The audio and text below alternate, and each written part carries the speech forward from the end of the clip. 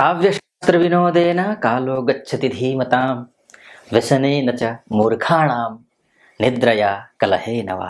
अर्थात काव्य शास्त्र का अध्ययन करते हुए, पढ़ते लिखते हुए, ज्ञान की बातें करते हुए विद्वानों का दिन बीतता है तो है मूर्खों का दिन लड़ते हुए, झगड़ते हुए या फिर सोते हुए उनका दिन बीतता है। इसलिए आप किस कैटेगरी में हैं ये ध्यान रखिएगा। अगर मूर्खों की कैटेगरी में हैं, आप लड़ते होंगे, झगड़ते होंगे, दिन भर सोते रहते होंगे। अगर आप विद्वानों की कैटेगरी में हैं तो आप अच्छी चीज़ें देखेंगे, अच्छी चीज़ें पढ़ेंगे, अच्छे लोगों के बीच में बैठेंगे। खैर, मैं ये जिक्र इसलिए कर रहा हूँ क्योंकि देव गुरु बृहस्पति दैत्य गुरु शुक्र की राशि में प्रवेश कर रहे हैं 1 मई 2024 को दोपहर को 2:29 पर। और ये 14 मई 2025 तक, अगले साल तक, ये पूरा 1 साल इसी राशि में, 1 साल 14 दिन इसी राशि में विराजमान रहेंगे। इसी बीच में जिस दिन प्रवेश कर रहे हैं उसके दूसरे तीसरे दिन ही अर्थात 3 मई से ये अस्त हो रहे हैं और 3 जून तक अस्त रहेंगे, अर्थात 1 महीने ये अस्त रहेंगे। इन सब का मैं फलादेश करने जा रहा हूं इस वीडियो में। गुरु परिवर्तन होने का क्या है, अस्त होने का क्या फलादेश, और इसके बाद जाकर 9 अक्टूबर से लेकर के पूरे साल के अंत तक ये वक्री रहने वाले हैं। वक्री गुरु शुभ फल देंगे या शुभ फल देंगे, इस पर भी हम डिटेल में चर्चा करेंगे। ये वीडियो मैं ग्रह गोचर के हिसाब से बना रहा हूं और ग्रह गोचर के हिसाब से, नक्षत्र ज्योतिष के हिसाब से मेरा एक और यूट्यूब चैनल है, डिस्क्रिप्शन पर लिंक दिया होगा।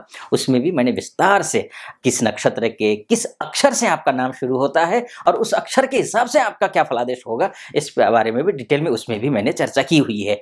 तो नक्षत्र ज्योतिष से अगर कुंडली का विश्लेषण सुनना चाहते हैं तो नीचे डिस्क्रिप्शन पर जो लिंक दिया है उस पर क्लिक करके फॉलो कर सकते हैं।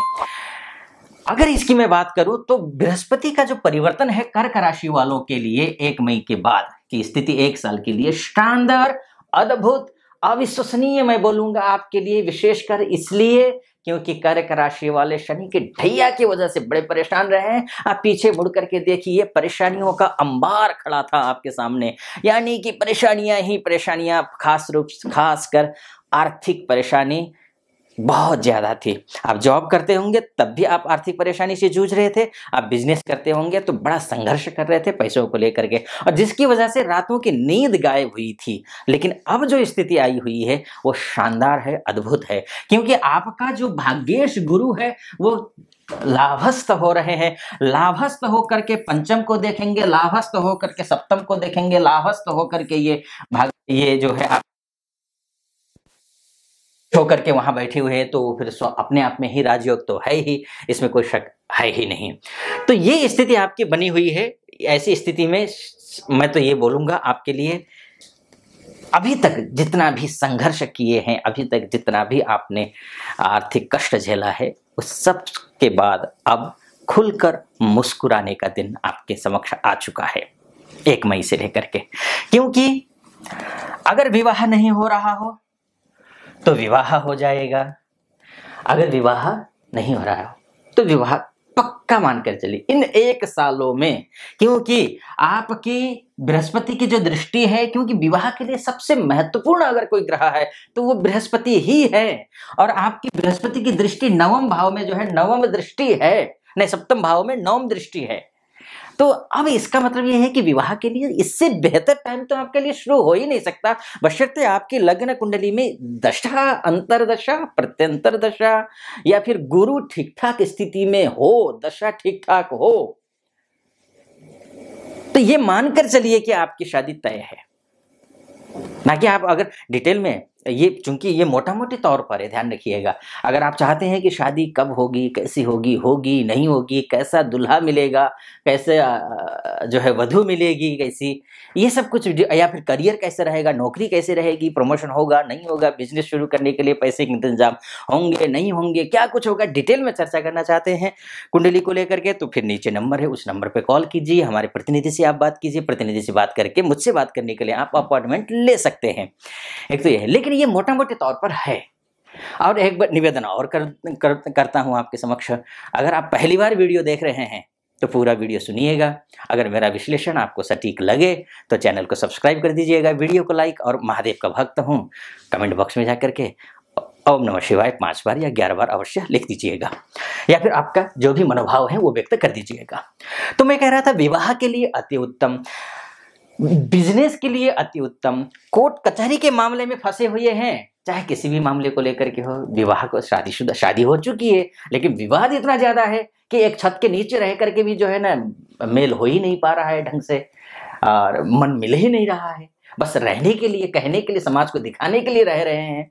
तो ऐसी स्थिति में भी अब स्थिति ठीक होती हुई दिखाई दे रही है, तलाक तक बात पहुंची है, अगर सुलझाना चाहते हैं बात संभलती हुई दिखाई दे रही है, बिजनेस करती हैं या करते हैं तो भी ठीक है, ये सब चीजें ठीक है, पार्टनरशिप में काम कर रहे हैं तो भी बात बनती हुई दिखाई दे रही है। ठीक, अब देखिए सप्तम दृष्टि से पंचम भाव देख रहा है। अगर आप उच्च शिक्षा की तैयारी कर रहे हैं या कर रही हैं तो आपके लिए शानदार है। संतान की प्राप्ति के प्रयास कर रही हैं आप, या फिर कर रहे हैं, या दंपति कर रहे हैं, तो दम दो मैं खुश हो जाइए, शुभ समय है, आप प्रयास कीजिए, सफलता मिलेगी। भाग्यश और बहुत सुयोग्य, बहुत ही योग्य संतान प्राप्ति होगी। अब आते हैं आगे। अगर आप किसी के साथ रिलेशनशिप में हैं, बात बिगड़ी हुई है, बात बनेगी। ठीक, अब इसके बाद जाकर के जो है, अब देखिए यहां पर सीधी पंचम प्रॉब्लम थी आपके साथ, ध्यान रखिएगा कि आप मानसिक रूप से इतने टूटे हुए थे, आपका आत्मविश्वास जो है वो रसातल में पहुंचा हुआ था। आपका आत्मविश्वास बढ़ेगा, सगे संबंधियों का सहयोग मिलेगा, भाइयों का, रिश्तेदारों का, सगे संबंधियों का, अड़ोसी पड़ोसियों का, जिनके साथ आपकी अभी तक नहीं बन पा रही थी उनके साथ आपकी अच्छी बनेगी, बहुत बढ़िया बनेगी। अब कोई चिंता की बात है नहीं, उनका सहयोग मिलेगा। जिनका सहयोग अभी तक नहीं मिल पा रहा था उनका सहयोग मिल जाएगा। आप नौकरी करते हैं, किसी भी फील्ड में हो आप, जॉब को लेकर के किसी भी फील्ड में हो आप, तो जॉब को लेकर के शानदार समय है, अच्छा समय है, इसमें कोई संदेह नहीं। अब आते हैं, अस्त भी हो रहा है। देखिए ये 3 मई से लेकर 3 जून के बीच में जब भी कोई ग्रह अस्त होता है, आपके लिए तो विशेष कर मैं बोलूंगा, आपका जो गुरु है वो भाग्येश है। भाग्येश जब गुरु होता है तो ध्यान रखिएगा, अतिरिक्त सावधानी जरूरी है जब अस्त होता है तो, बाकी पूरा साल अच्छा है। अब करना क्या है ये आप समझ लीजिए। भाग्येश की दशा, भाग्येश जब अस्त हो तो आपको ओम नमो भगवते वासुदेवाय इस मंत्र का जप करना है। एक दूसरा जो काम करना है, एकाक्षरी बीज मंत्र का आप जप करिए, ओम ब्रीम बृहस्पतये नमः, इस मंत्र का आप जप करिए। कोशिश करिए रोज करें, तुलसी जी की माला से करें। तुलसी जी की माला अगर घर में नहीं है तो हल्दी की माला से कीजिए, हल्दी की माला भी नहीं है, तुलसी जी की माला भी नहीं है तो फिर रुद्राक्ष की माला से आप कर सकते हैं। तो ये आप करिए, करना जरूर। ठीक, वैसे भी आपको मैं एक निवेदन करूंगा, जीवन भर भगवान विष्णु की उपासना करनी है, क्योंकि आपकी राशि के हिसाब से, या फिर ये लग्न मानकर चलिए, अगर ये लग्न भी है यानी कि आप कर्क लग्न के भी हैं, उनके लिए भी है ये, तो उनके लिए भगवान विष्णु की उपासना ताउम्र करनी ही करनी है। ओम नमो भगवते वासुदेवाय इस मंत्र का जप आपको उम्र भर करनी ही करनी है। उसके साथ में विष्णु सहस्त्र नाम का पाठ आपको करना है, आप ये मानकर चलिए। ठीक है जी, तो अष्ट के दौरान तो करिए ही, कम से कम और दिन नहीं कर सकते हैं तो नहीं तो करिए। अच्छा, अब आता हूं 9 अक्टूबर से गुरु महाराज वक्री हो रहे हैं, और वक्री गुरु चेष्टाबली हो जाते हैं। चेष्टाबली मतलब उच्च के समान फल देते हैं, यानी कि अधिक लाभ होगा, आर्थिक स्थिति अच्छी हो जाएगी, सामाजिक पारिवारिक कार्यक्षेत्र में मान सम्मान पद प्रतिष्ठा बढ़ेगी, ये सब कुछ होगा, अच्छा रहेगा। तो ये मोटा मोटे तौर पर मैंने आपको बताने की कोशिश की। अगर आपको डिटेल में चर्चा करना चाहते हैं कुंडली के बारे में तो आप मेरे इस चैनल जो नीचे नंबर होगा उस नंबर पर कॉल कर लीजिए और हमारे प्रतिनिधि से बात कीजिए। प्रतिनिधि से बात करके मुझसे बात करने के लिए आप अपॉइंटमेंट ले सकते हैं। फिलहाल अनुमति दीजिए। ओम नमः शिवाय।